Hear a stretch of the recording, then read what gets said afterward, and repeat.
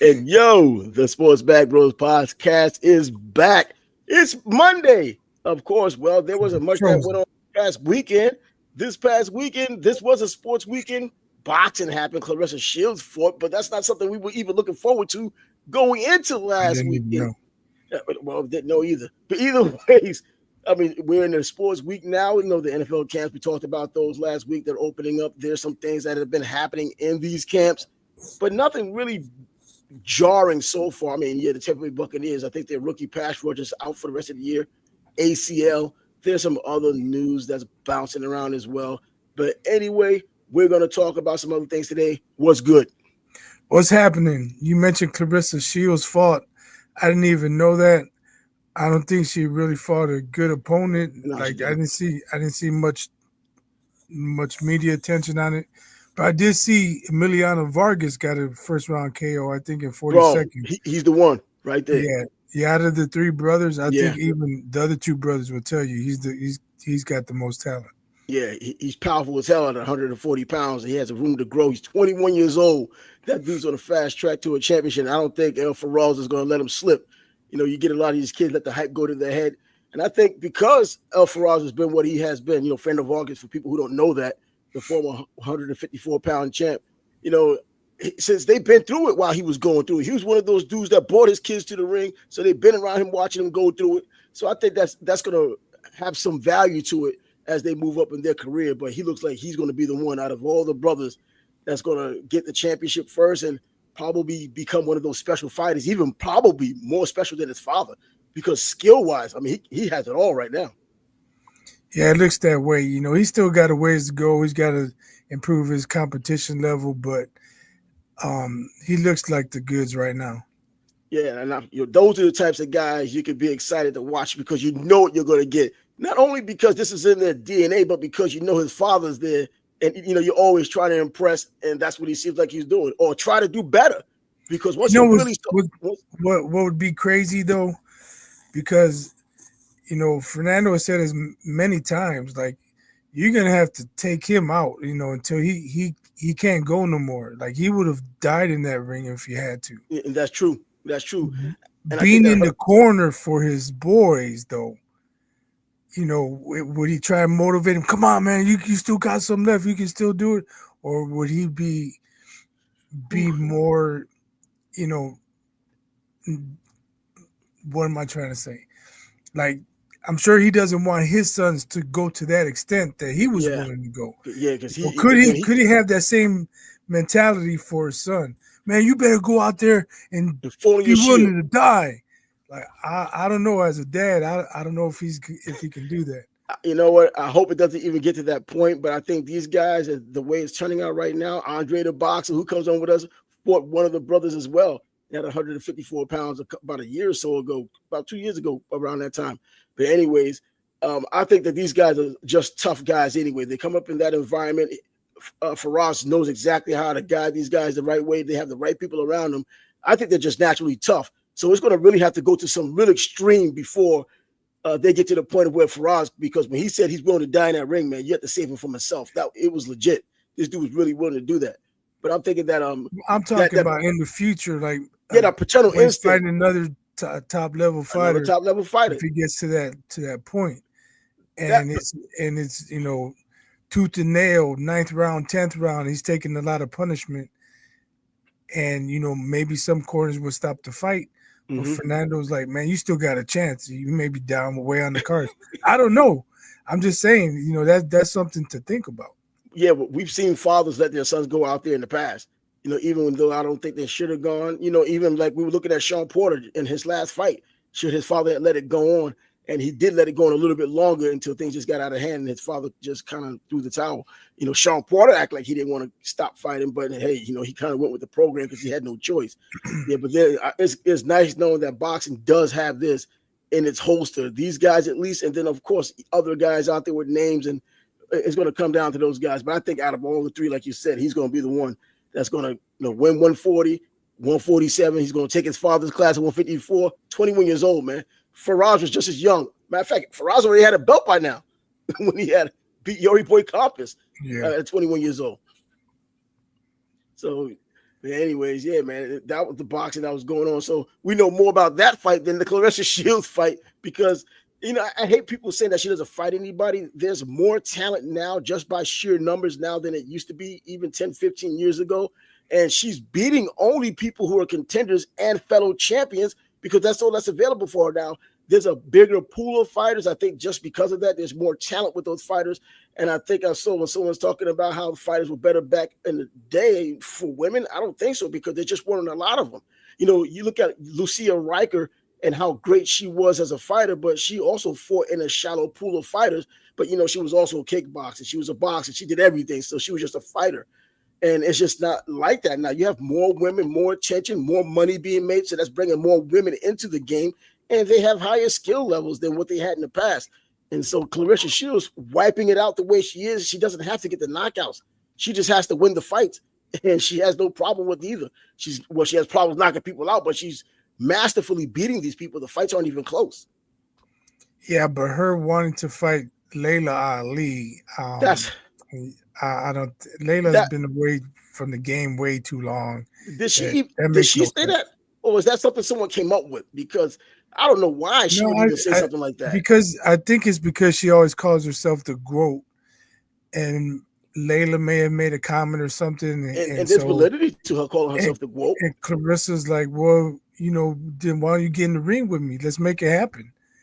And, that's pretty silly. I don't know. We're losing a little bit of this contact. So I was missing a little bit of the contact because I guess the signal was going down a little bit.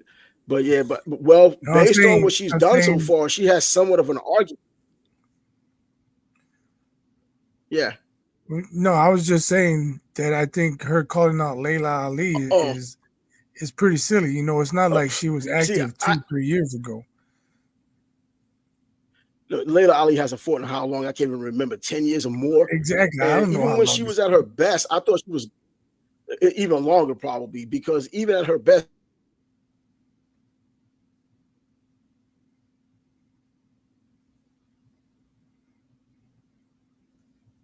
but she did exactly what she needed to do because she wanted. Hold on.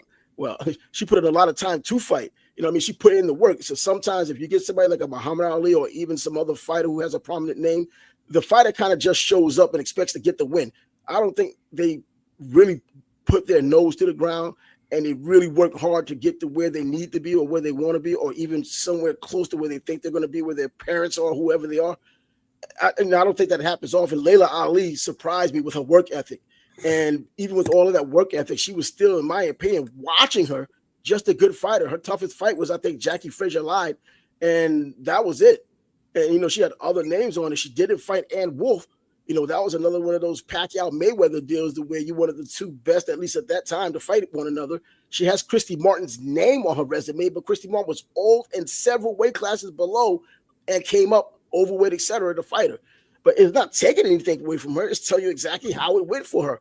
I think that if those two would have fought in both their primes, I think Clarissa Shields would have beaten her too, just because of the overall pedigree. She has more skill. She has the gold medal. She has a real amateur background, which Layla Ali didn't have. She was doing nails and stuff before she decided to get into boxing, and she capitalized on the name, and she put in the work, took some of the beatings, but she won. So yeah, but get it off of that. Man, today, there was really nothing. Let's get to the title, man. I'm about to say, yeah, because today there really wasn't much to talk about other than camps that had opened up that we talked about last week. The NFL just isn't what it once was. I know people want to hear the buzz and everything. And college football, coming up.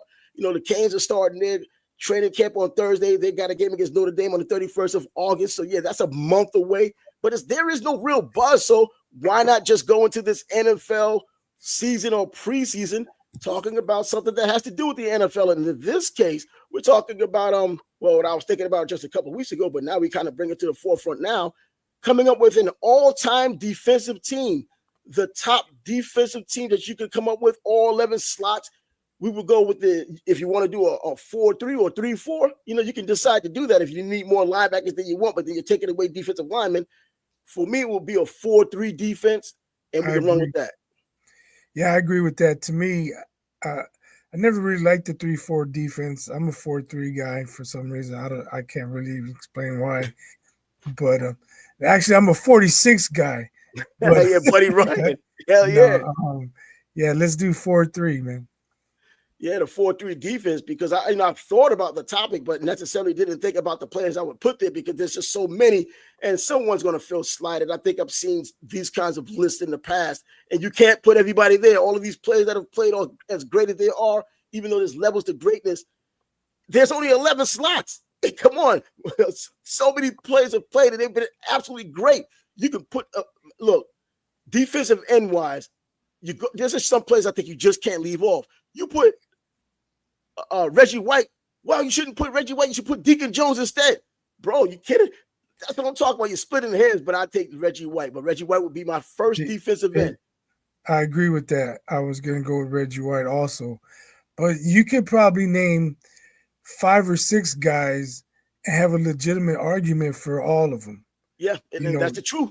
Like you said, Reggie White, Deacon Jones, and or if you go 3-4, Lawrence Taylor, Derek Thomas, like, how can you argue against those guys being rushing linebackers? Man, yeah, exactly. I have them on both sides, either side. Exactly. You can't do nothing about it. Right. Yeah, so Reggie I White. think maybe one guy, and I don't know if I would pick him, but somebody, he was a menace, man. Charles Haley. Oh man, first of all, he didn't get a lot of credit for, he should have gotten credit when he was with San Francisco. Then he got into Dallas. Right. He got rings either way. And he was a dominant minute. The pendulum swung when he went from San Francisco to Dallas. Yeah, it's true. Now you hear these stories about him off the field, the craziness he did on the planes. But aside from that, dominant player. If you lived in the moment, and that's the thing about us now being older as we are than just being in our 20s or whatnot, we got a chance to see these guys when they were active, and also we got a chance to live during the vibe of when they were playing. We don't have to watch YouTube and say, "Damn, he looks damn good." You lived in the moment, and saw these guys play and saw what kind of enthusiasm, what kind of fear team may have had against them when they were coming to town or when they were going on the road and playing at home. You just saw it and you felt it. Charles Haley's certainly one of those guys. Would you put him on the other end of Reggie White, or would it be somebody else? Hey, I would strongly consider him for being the defensive end on the right side. Reggie White on the left. Because Charles, he actually wasn't somebody I was thinking about, but when you brought him up, that's one of those damn things that after the show, when we man, we forgot to bring up this guy. He's that guy, and he's legitimately somebody you should or could have in that spot. Now, the deal is we're going with a 4-3 defense, but then that kind of leaves out some stalwarts who were 3-4 marvels like J.J. Watt. J.J. Watt, he's a defensive end, but he's in a 3-4. That's why they brought Jadeveon Clowney in, thought they could be bookends in that 3-4. They would have been menaces, but it never worked out for Jadeveon Clowney to be as dominant as they thought he would be coming out of South Carolina. But J.J. Watt, I think, can go on that other end. So right now, we both agree on Reggie White, and you're going to say J.J. Watt? J.J. Watt on the other end of above Haley and White. Deacon Jones? Deacon, yeah, even in front of Deacon Jones. As much as I want with Deke. And I'm trying not to have a bias because knowing that these players are bigger and better now compared to what Deacon Jones was. He can only play against who he played against in the era in which he played in. Yeah, you had even linebacker-wise, you pick Jack Lambert. Well, somebody was like, yeah, he was menacing on the best defense ever, arguably best defensive ever, but he was a 6'4", 208-pound linebacker, man. Al Toon was that size as a wide receiver. Come on, man. And I hate even going that way, but that's what it was. So, yeah, I don't think you can go wrong with either one. So, if we have to come to a consensus, I think I can rock with JJ. Yeah, JJ Watt. Oh man, and the fact and that the inside is where it gets very, very interesting, man. There's probably 30 guys where you couldn't go wrong with. Oh, exactly. But if for this list here, I think we got to go Aaron Donald though. He was just so dominant. I'm about to say, bro. I know somebody put Mean Joe Green in front of him. I'm like, no. I would put Warren Sapp in front of Mean Joe Green. I would put Warren Sapp in front of Mean Joe Green. And it sucks, but Warren Sapp was damn good. Close. But yeah, Aaron Donald has to be in that defensive line. Just imagine Reggie White, Aaron Donald. We don't have the other defensive tackle yet, but then on the other end, J.J. Watt. That's just sickening. And Man, I It know would have to be an all-time starting 11 to not go 3-and-out against the defense we're coming up with. Exactly, man, because Every and we time, don't even have the 3-and-out, 3-and-out. we don't even have the second defensive tackle yet. Right. And I wanted to see. I don't because I know Warren Sapp is great, but is he great to that level where there isn't unquestionably somebody else that can be there? Because Aaron Donald, I don't think there's a question anywhere else on the defensive tackle spot, that anybody can go in front of him. And it's not because he's the most recent guy; he's the most dominant guy. Right. That's why. Yeah. So I don't know. I think like we couldn't go wrong with a guy like Randy White. That dude was just so strong, man. You can't move that dude in. Did they get MVP in a losing effort? You put him next to Donald, and you got JJ and Reggie White on the outside. Nothing's getting through. I don't even know if you need good linebackers.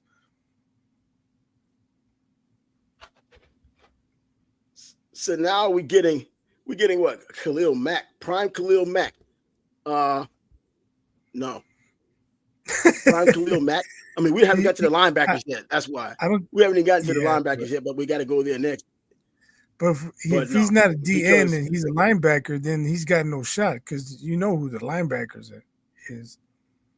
Oh, seriously, you know who the linebackers are, man, because and I almost have a tear in the eye with the middle Russian linebackers.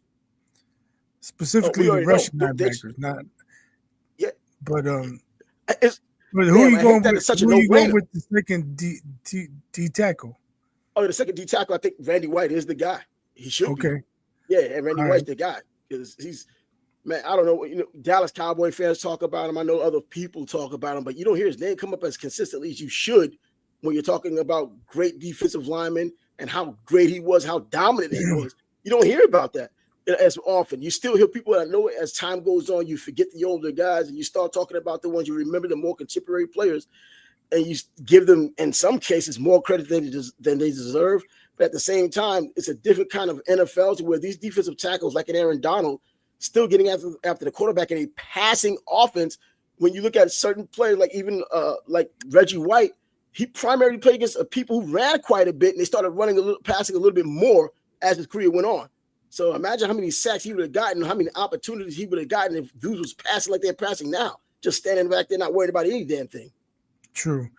I can't remember if it was like a sports science show or something along those lines, and they had college players hitting dummies, and they were testing the impact, the force, and all that, pounds of pressure, and then they had Randy White do it, and his numbers were like double what the college dude's numbers were, and he was like 45 years old. Exactly. Like, he was 25. Oh my gosh, that dude was a fucking monster. And of course, Scott comes in here and talks about Jack Youngblood, not because good player, but he's not going to be starting 11. But look what we're talking about. Scott, he played for the Gators, so Scott's a Gator fan. Jack Youngblood played for the Gators before he went to Hernandez played for the Gators too. Who? Aaron Hernandez. Damn, don't want to talk about that, do you? Damn, he's not on this list, by the way. He might have been on somebody else's list at the FBI's top 10. But anyway, yeah, man, I think, Randy White being that kind of, see, when you're that phenomenal of an athlete, even when you're older, you're still able to do a lot more than other 45-year-olds, probably better than even some 35-year-olds because you're just so far ahead of the curve. But yeah, man, I can see that front line right there, and that's going to be difficult to get away from them. But yeah, this guy coming up with Javon Curtis now. He just throwing any Gator out there who rushed the quarterback in the past. He was the freak in college, a little bit in the pros, but then he fizzled out because of the injuries. But he was blazing fast when he was playing. No ways he's top 11. Nah, the linebackers now. There are 3 linebacker spots, so that's the benefit or the lack of a benefit if you don't have the 3-4 because you can throw more linebackers in there. But this is a 4-3. 3 linebackers. Start with the middle linebacker because I'm torn with the middle linebacker, and I know your boys. I'm stuck, man. I'm stuck. I know because I'm stuck with the same thing. Because to me, it's either Butkus or Ray Lewis. That's it. Those are the only 2 choices. I can't make up my mind. Um, I think I'd have to go Ray Lewis only because Dick Buckus would get suspended and have multiple penalties if he was playing in the NFL now. Man, the way So Ray was hitting I think guys. if you take away some of his toughness, the intimidation factor isn't as strong as it was. He couldn't play today like he did when he was playing No, back in the 60s. exactly. And So that, I but that's think what I got to go with Ray. And I'm not saying Ray's a better linebacker. I just think because of the physicality factor, I have to go with Ray. Yeah, I'm thinking the same thing. Because it almost seems automatic because Dick Buckus played a long time ago, but this is one of the players you just can't take it away saying he played in a different era, so he shouldn't be there. He couldn't participate in today's NFL. He would have done a lot of the same damn things today in the NFL, which within the rules that allowed. I think getting to the ball was his specialty, and they ran the ball a whole lot more back then. So I can hear about how he dropped back in pass coverage and all that, like you hear, but Ray Lewis, because Ray Lewis did drop back into coverage because of the NFL was different. Now but damn, I don't like to throw away a legend like Dick Buckus and act like what he didn't matter. But if you're comparing him against Ray Lewis, it's just they're a lot of the same. But Ray Lewis, I can't even say intensity wise is the reason why I would pick Ray Lewis, because Dick Buckus was just every bit as intense, just at a different time period. Ray Lewis Right. comes into the league. I think Ray gets an edge also in leadership. Really? Like he kind of willed that team to the Yeah, he Super did. Bowl. That I'm not sure there's been a greater leader than Ray Lewis in all of sports. And so did you ever hear, I mean, being up in the Chicago area, did you hear the stories about Dick Buckus being a leader? Because I never really heard about him being a leader. I just heard about his ferocity. Ed O'Bradovich played on that team as well. Was he one of the leaders, or was it Dick Buckus? I can't really say that I heard stories about him being the leader. I just ferocious. know he didn't play on a lot of very good teams. Where the Ravens are a quality organization. They've built some good teams. Ray probably had more talent around him. But again, he did.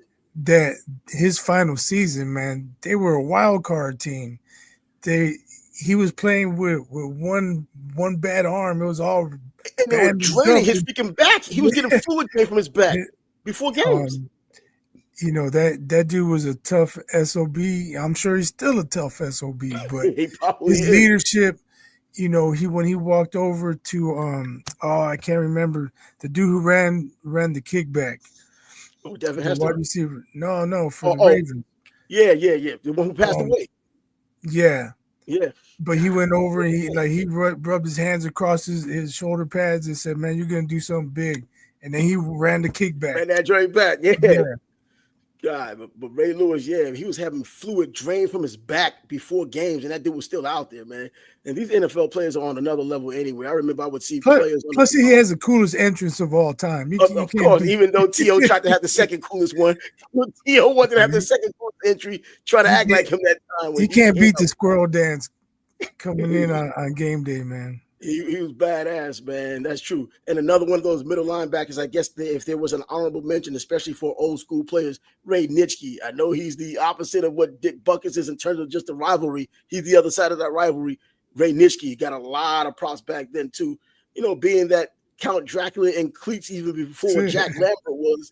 But, yeah, he's one of those third guys that if you had to put somebody there, if there was a 1, 2, and 3, that middle linebacker spot, would be okay for Ray Nitschke. Give it a little ode to the old school plays as well. Now, we have either side linebacker. I mean, you and I are probably on the same page with this. Who's on the right side, who's on the left side. I don't think it matters which side they're on as long as they're outside linebackers. Right. I mean, we already mentioned Lawrence Taylor. Yeah, Lawrence Taylor and Derek Thomas. I'm thinking that's where you get that. Leroy Selman was a hell of a player, too. Leroy Selman. Leroy Selman, first pick for the Tampa Bay Buccaneers in 76 when they first came out of Oklahoma. He and his two brothers, the three brothers were starters on that Oklahoma team ran by Barry Switzer back in the day. All three from Eufaula High School in Oklahoma. And I think it was Leroy that ended up running a 10, could have did the 100 yards back then, a 10 flat 100-yard dash. And then they come in, I think it was Lucius, Leroy, and Dewey Selman, all three of them. And they were just dominant. They came, obviously, something with the genes and the family. All three of them were started for those dominant Oklahoma teams. And he becomes the first pick overall, first one in the Hall of Fame for Tampa Bay. Obviously, their ring of honor and everything. You know, he passed away recently, not recently, but not too long ago. But yeah, man, Leroy Selman, certainly somebody there. But once again, like in the beginning of the show, so many of these damn players, man, you could just 20 people could be at one spot, but they're just certain players who just stand out cleanly in front of them all, like Lawrence Taylor, like Reggie White stand out, Aaron Donald stands out. And you can just say anybody else is second place and back, and there's no shame in that unless you have a second team like All Pro. Right. Like we struggle with between Buckus and Lewis, and then you said Ray Nitschke, and you know somebody out there may come up with, I know there's gonna be Singletary. Yeah, I love me some Samurai Mike, but I think he's a little rung below the top guys. And you know what? You know, Steelers fans out there, they're gonna say Lambert. And Ham, you know, and it's really, true. really good linebackers. Yeah, but when we're talking about starting 11, can only be one guy at each position. Yeah, man. But someone has to be a we got to pick somebody. Yeah, and those guys I think were cleanly at least most of the guys that we picked so far have been cleanly in front of the other guy. And Lawrence Taylor, when Harry Carson went out, Lawrence Taylor was playing in the middle linebacker spot anyway. He stayed there until Harry Carson came back and he was dominant there. So it's not even an outside linebacker deal, even though he's known for that. And I know people talk about how he got so many sacks, but that wasn't even Lawrence Taylor's game. His game was just playing linebacker. And he would say that when all else failed, when he couldn't remember a play or whatever, he would just rush the quarterback. And it worked out for him most of the time. But he would go into pass coverage and intercept the ball and take it to the house 70, 80 yards away. He's done that. So everything, and I see when people compare him to Derek Thomas. See, Derek Thomas had more sacks. He had those 8 sacks, I guess, against Seattle that year when he set the NFL record. But Derek was more of a pass rusher. I mean, that was his thing. Yeah. Dropping back in coverage wasn't what he was known for, even though I believe because of his athleticism, he could have done it. Lawrence Taylor did it all. Getting after the quarterback, getting the sacks, getting the interceptions, tackling behind the line of scrimmage, filling a hole like he did against Herschel Walker at the goal line. Did every damn thing. Yeah, and for that reason, that's why I'm not sure I would go with Derek Thomas. We got a dominant defensive line. I don't know if we need another Russian linebacker. Yeah, exactly. Because at least in Lawrence Taylor's case, you know for sure he can drop into coverage and make things even worse for the offense, even though that front four that we named, they're going to be such a damn menace any damn way. We talk about contemporary, I guess in the past 25 years, defensive lines, that Philadelphia Eagles defensive line that Reggie White was on with Jerome Brown when he was like 25 years ago, I guess. You know, you can just go back on that. What was it? Clyde Simmons and Michael Pitts and Jerome Brown and Reggie White, dominant defensive line. These guys here would be even much better. Not some, a little better, much better than even that defensive line that was a menace back then. You pick them on any video game, Madden or whatever, that front four was always a menace, and no matter which game you picked. But now, Derek Thomas, yeah. So who would you put on the outside if Derek Thomas isn't as good a pass coverage? He's primarily rushing the quarterback, but there has to be more to his game. You have to have more parts of your game in order to be. I'm just drawing a blank right now. Junior Seau, he was an outside linebacker. Was he outside? I thought he was middle. Well, I thought he played outside because he did both. But I thought he was done more the outside. I would take Junior over Derek Thomas, but I thought he was more inside linebacker. Okay. Well, I think later in his career, coming out of USC, he was an outside. I think he played it for a little while until I guess they did move him inside. But how many other defensive linemen now would you put Junior Seau over if he was a middle linebacker? Would you put him over somebody like Samurai Mike? I don't think so.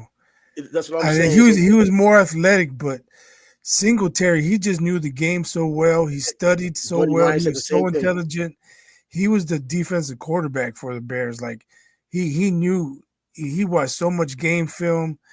He spent a lot of time with Buddy Ryan. I mean, that dude, he knew defense in and out.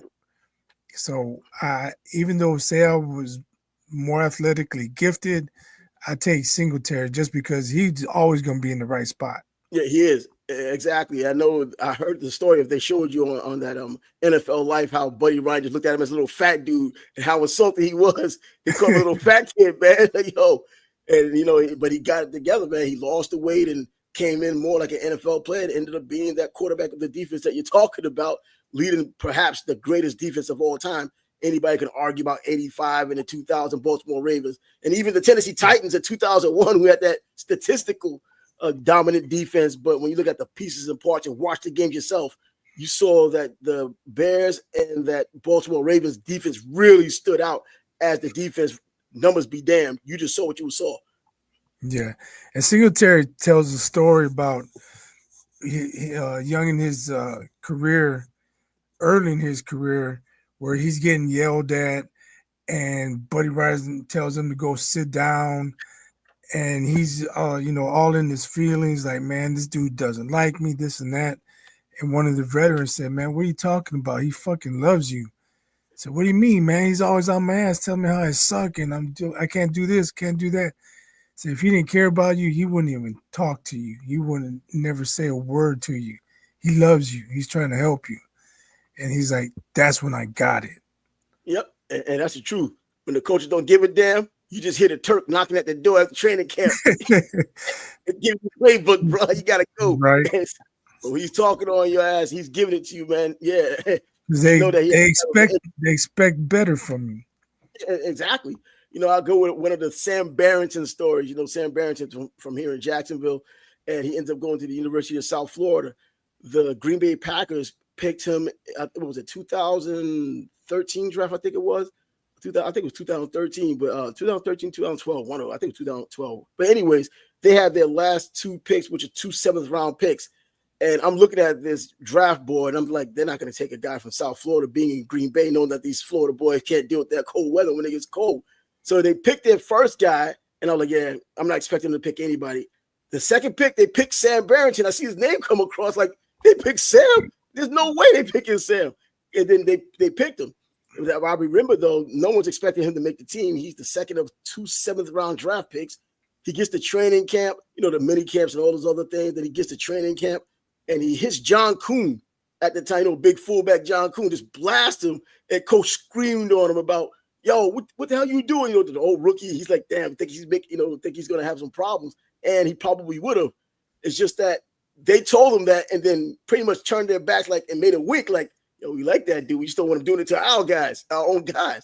And as it turned out, he ends up making final cuts. He became a fan favorite. And I knew it was July of that year when he took his playbook. He had shown me his playbook. He wrote longhand the playbook himself. That's why I knew he probably was going to have a better chance at making the team than not. He knew all of the plays on July 4th. I know that specifically because that was his daughter's birthday. We was at the party, and he had his playbook. He had written everything down by hand. So he knew everything, and it was just a matter of getting the opportunity, and he made the team. But anyway, yeah, man, it is one of those things, man. But anyways, we're done with the linebackers. So, well, actually, are we done with the linebackers? We don't have that other Derek Brooks. Derek Brooks. I'll take Derek Brooks over Derek Thomas. Okay, so you know what, Derek Brooks. I was thinking about Derek Thomas, but I said Derek Brooks. Derek Brooks, yeah, underrated as hell. Now that's somebody who could rush the quarterback, somebody who could get in the pass. I'll tell you somebody who's playing right now, Levante David. You know what? See now, and I don't want to take anything from these guys. The only reason why I mentioned somebody like Derek Thomas or even Derek Brooks is because their careers are over. We see the entirety of what they've done up until their old age, because Derek Brooks was still doing amazing things as an old player. And these young guys, yeah, the book is not closed on them. If they're doing it for a good 3 or 4 years, not enough, but you're still dominant. Hope you keep it up. These are for the finished product and what they've David's been in the league a while, but he's still active. So yeah. I guess we won't put him in, but I'll go with Derek Brooks. Yeah, Derek Brooks. Derek Brooks single-handedly won me my fantasy football that year. That year that he was just intercepted and the Buccaneers had that sick defense. He was all over the place. That guy was getting interceptions, and he was beating teams by himself, getting touchdowns from interceptions and getting the tackles he normally gets, doing the usual things he was doing. Never really got a lot of credit for it, man. I remember him as a high school player.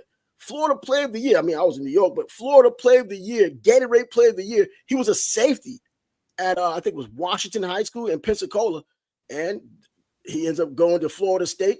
And he was a small dude going to Tampa. I didn't think he was going to do as well. Just like even what's the God? I can't act like I can't remember anything now. Ray Lewis, when he came out of Miami, 218 pounds. I was like, man, he might be too small. I saw what he did at Miami. I'm a Canes fan. But I was like, man, he might be too small. He ends his career at like 253, 254, and was a maniac for most of that time. I'll take Derek Brooks, but another guy I think would work is Brian Urlacher. Even though he was a middle linebacker, he was athletic enough. You put him on the outside next to Ray Lewis and Lawrence Taylor on the other side, you're not going to have any problems. Nah. You know what? I got to admit, I thought he was overrated as hell. I remember him in college at New Mexico. He was running kickoffs back and punts. You know, he was a safety too. Yeah, exactly. He was a safety. And I was like, yo, when I saw him on television, I was like, man, he's overrated. And I saw the commercial. I was like, man, they pushing this guy. He came here to Jacksonville to play the Jaguars. I saw him in person. Ever since I've been to Brian Earl like a bandwagon. You can't, bro, the television doesn't do you justice when you watch these players. When you go in person, you see these dudes on the field, there was nothing he couldn't do. That dude was getting from sideline to sideline like a freaking maniac.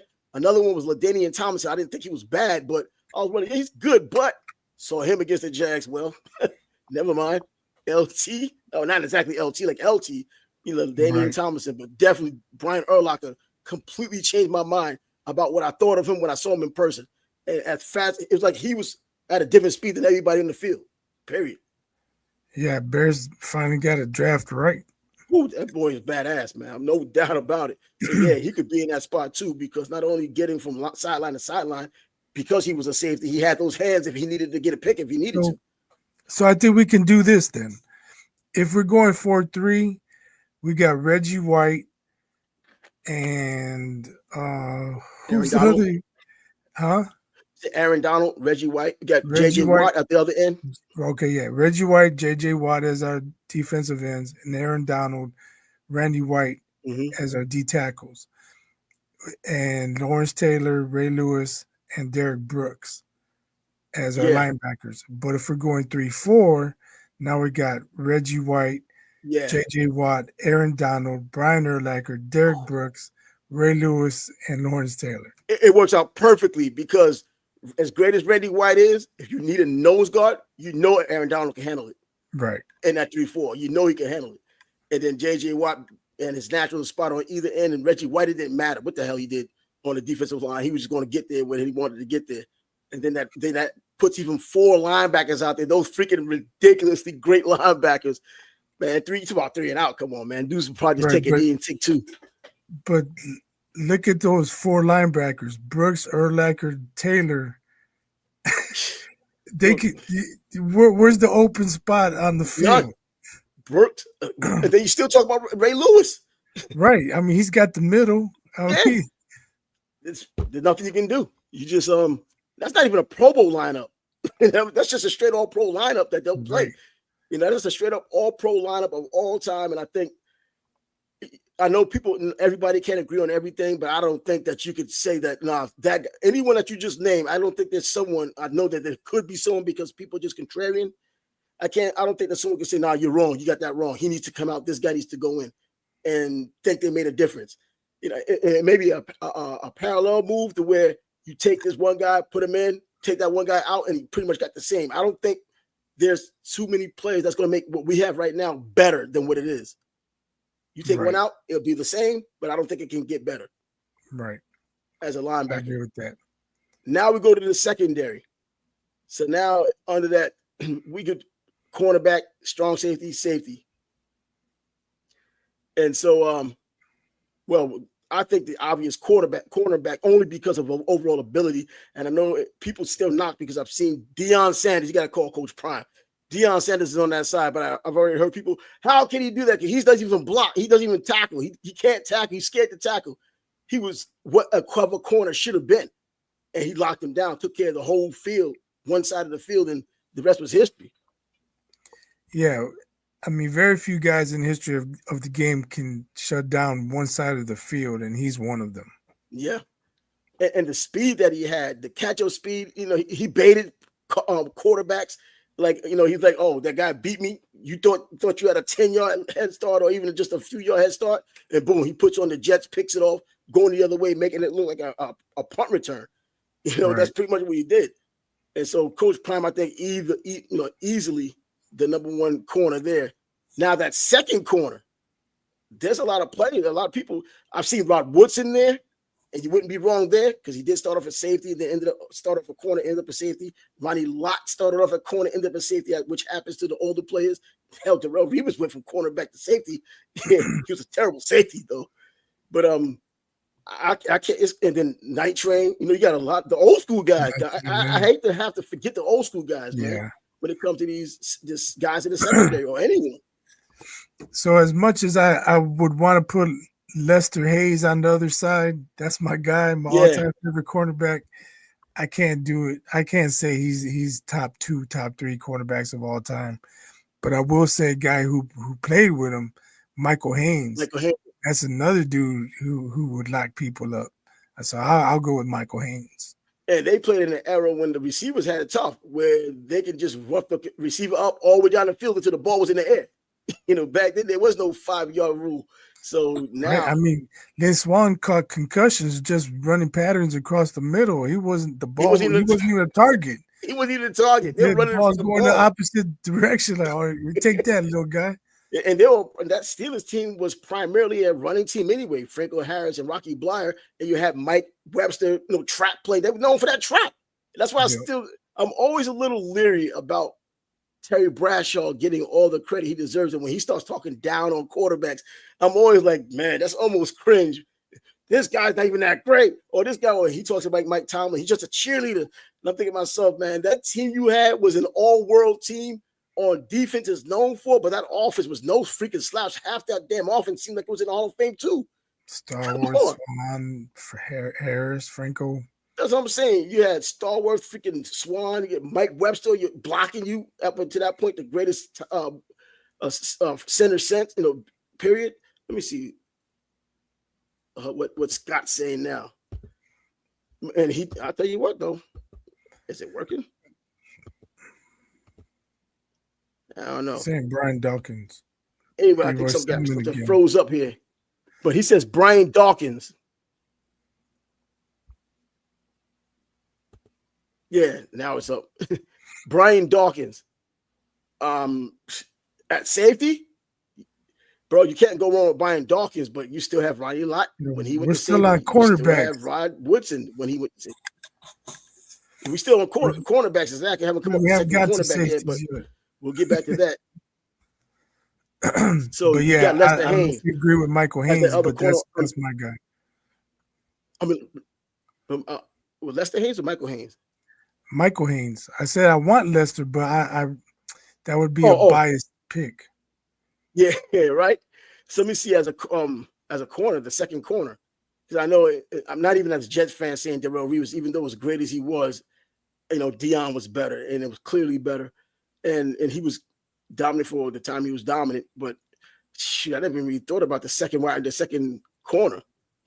I mean, I think Woodson's a good pick too, but I like Haynes a little better.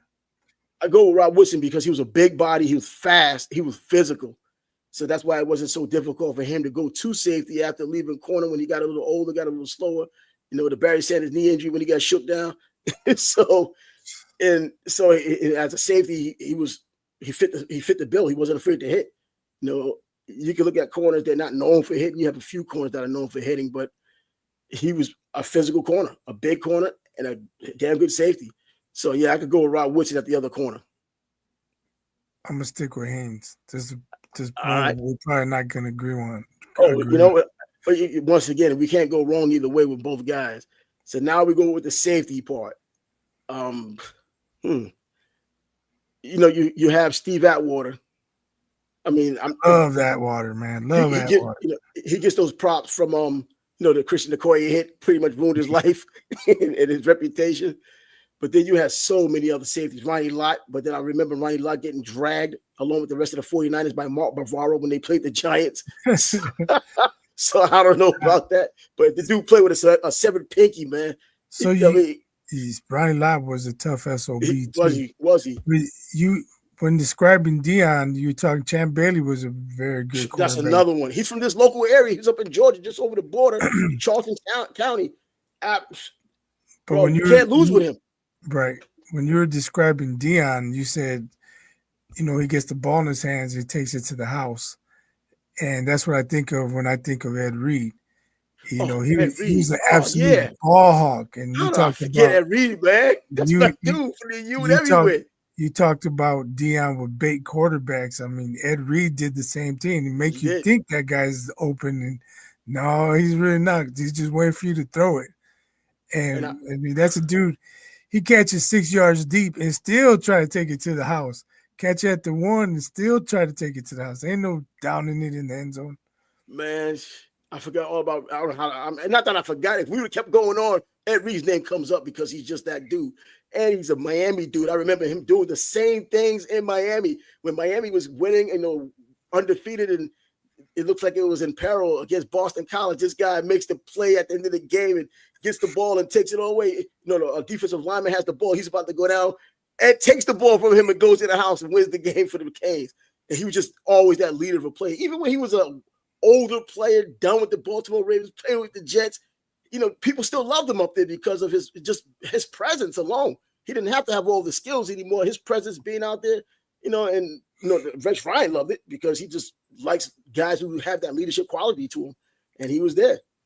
But anyways, yeah, Ed Reed's got to be on our top 11. He's got the coolest bust in Canton. He got what? He has the coolest bust in Canton. He's got to be top 11, man. He's starting defense all the way. It sucks that I wasn't even thinking about it, but I'm just going to take, if it's going to look biased, let me bring it biased because it's a Kane and the whole nine. New Orleans guy and everything. Yeah, bring him in. Yeah, Ed Reed. Sorry, I mean, just looking at him, we watched this guy his entire freaking career. So this isn't something you got to watch a film on to refresh your memory. You just saw what you saw. And there's been other ball hawks, but I don't think they were as willing to mix it up and get dirty, make hits, tackle running backs coming through the hole. Ed Reed would. Ed Reed would, yeah. And I think, and I know Ronnie Lott would also. To me, it's Ronnie Lott and Ed Reed. Those are my two safeties. Yeah, there you go. There it is, Ronnie Lott and Ed Reed, because Ronnie Lott was a big, big hitter. I like Steve Atwater. And, I'm not going to say he was overrated because, hell, he was just a big hitter. It's just that everything you say after his entire career, it always came down to what he did with the Christian Okoye. It's always the Christian Okoye hit. They're synonymous. They're like Siamese twins just because of the hit. One is a hero. The other was a knocked out goat, the big dude at 261 pounds from Azusa Pacific of all places. But how about this Brian Dawkins? Can you go wrong with him? I don't think you can go wrong, but I can't.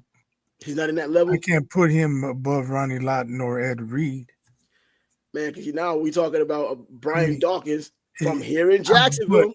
But if Ed Reed or Ronnie Lott, one of them's injured, you need a replacement. Oh, I think me personally, I go Atwater before Brian Dawkins. Really? And you're talking about, of course, the Okoye hit. That's his most famous hit. But don't forget, he knocked himself out in the Super Bowl. Bro, that dude would try and take your head off, man. We talk about those defensive players that hit you so hard they knock themselves out when they do it. What was my man that played for the Colts? Sanders, man, that played for the Iowa. Bob Sanders, bro, dude, 5'7", about 200 pounds, like a freaking fire hydrant. He's knocking himself out, hitting dudes. Dude got freaking defensive player of the year. Come on, and he put himself out of the NFL. And that was it. He just couldn't hold up. But yeah, man. But Brian Dawkins, another one of those Hall of Fame. They're all Hall of Famers. Hall of Famers. Put him on special teams. Special teams. We'll put Brian Devin Hester. Kickoff return. Devin Hester. No, not as a return, man. On coverage.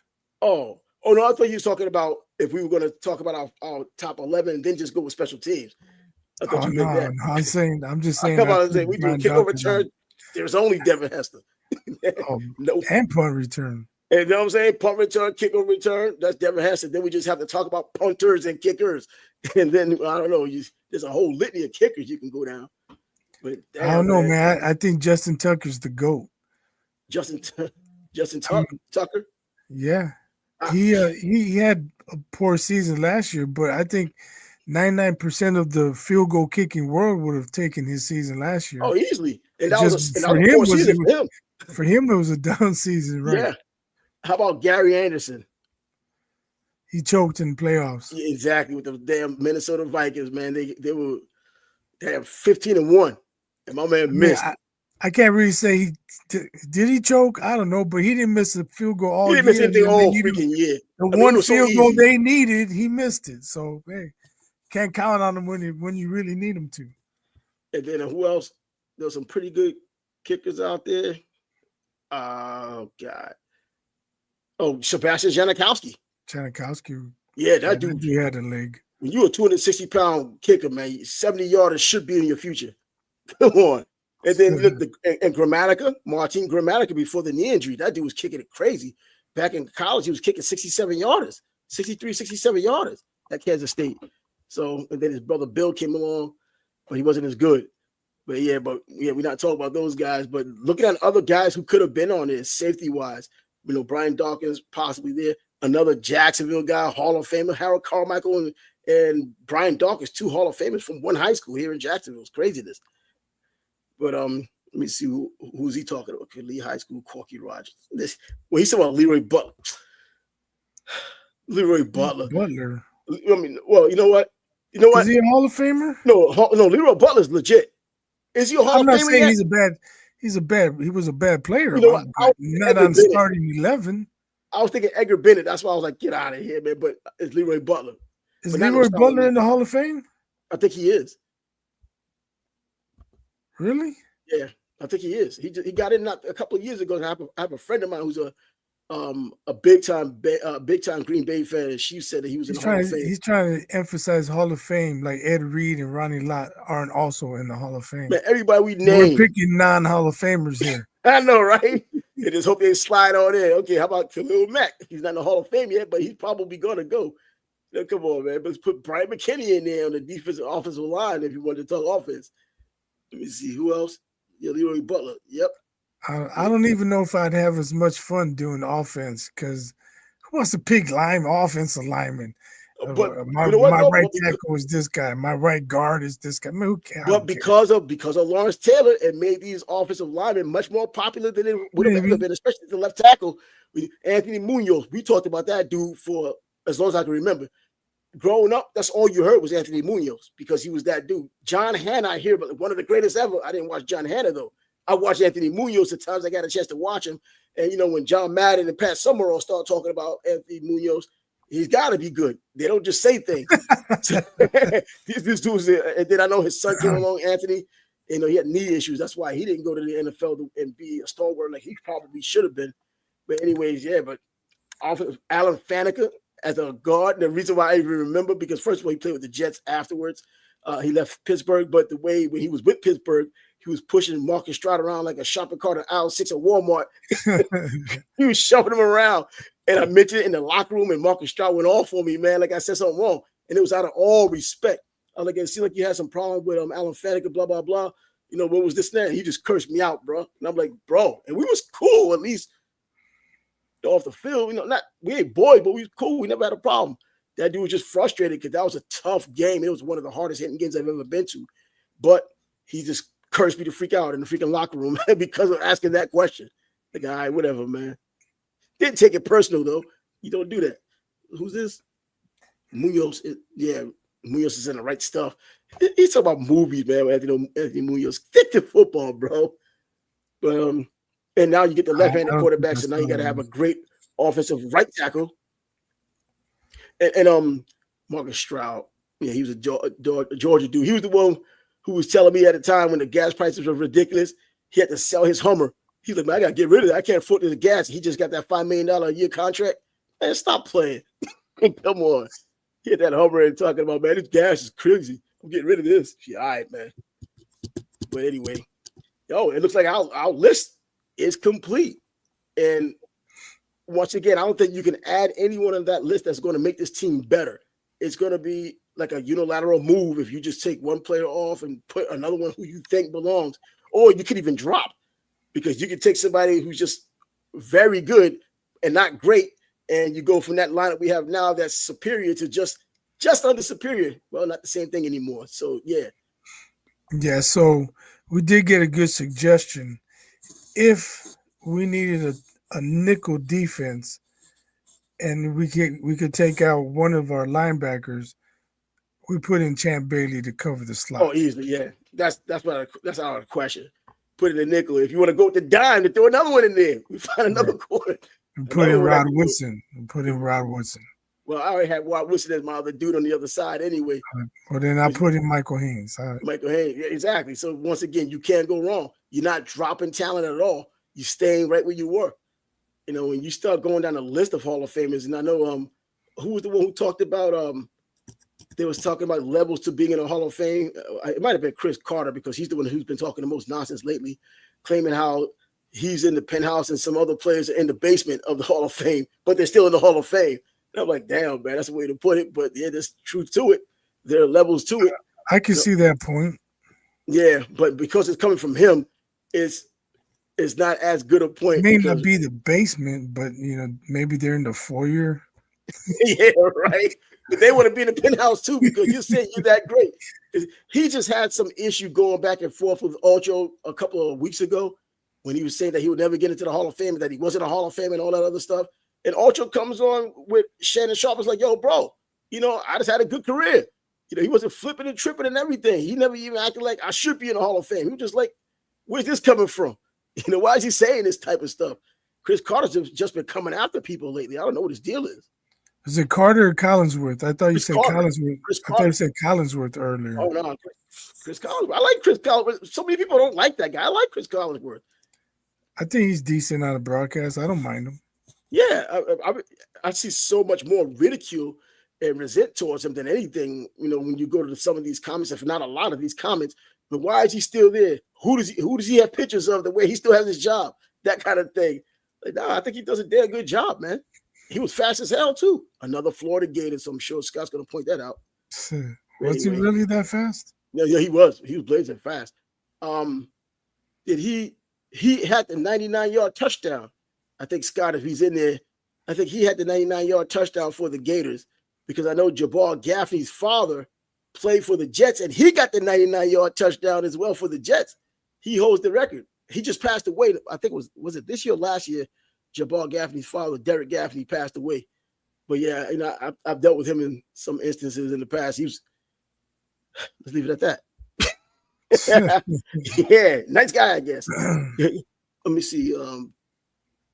Yep, he had the passing. Yeah, he was the one did he throw the passing touchdown? I know Scott is talking out here. Did he throw the pass for the touchdown, or did he receive the pass for the 99-yard touchdown? But anyway, that's a Gator thing. You call it the Gator Tales. Well, going into this season, DJ Lagway is supposedly a Heisman Trophy candidate. Based on the talent I've seen, I think he definitely has an opportunity. But it's all going to be Arch Manning from day one. Arch Manning is going to be that Heisman Trophy candidate from day one. We see where it goes from there. So I don't know. You want to talk about, just before we leave, Coach Prime having that cancerous tumor and his bladder removed? So that's why he was out. Oh, I saw there was a health update coming, but I didn't see it. I did. He had cancer, and they removed his bladder. But he said he's still going to. Yeah, he said he's still going to coach this year. And I'm like, sheesh, it's always something. There's news around Coach Prime, and I hope people don't come out and try to make at his expense talk about nonsense like that, because we do have some rancid people out there who seem not to care. As long as they can't show their face on the internet, they'll just say all types of nonsense. But hey, this is his third season with Colorado. He said there was no way he wasn't coming back to Colorado going into this season. At least recruiting wise, he has the #1 quarterback in the country, or at least in some publications, if not most. From Carrollton, Georgia, was it Juju Lewis from Carrollton, Georgia?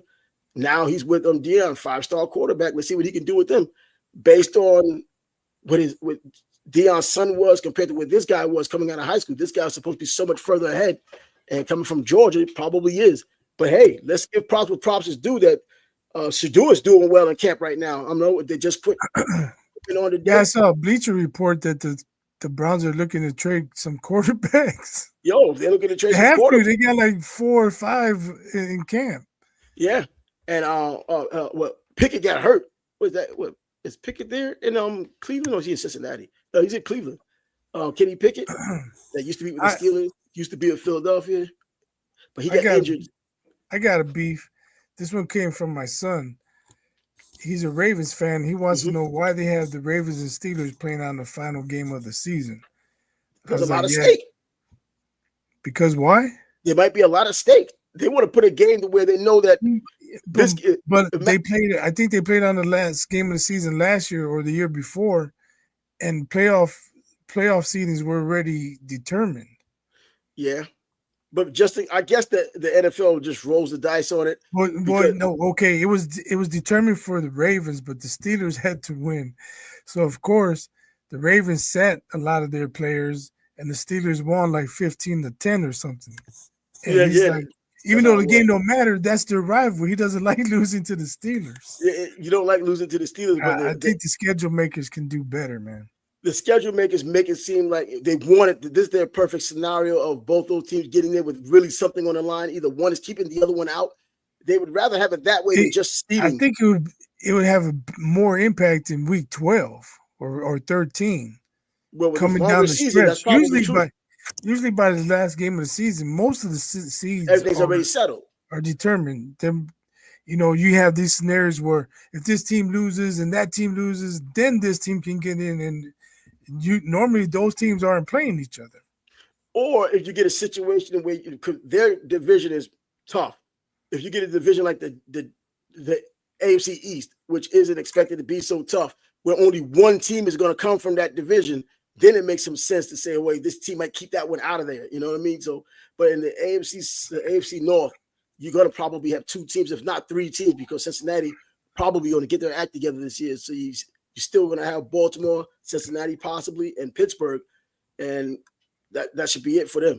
Cleveland should be the odd team out going by what they're dealing with right now.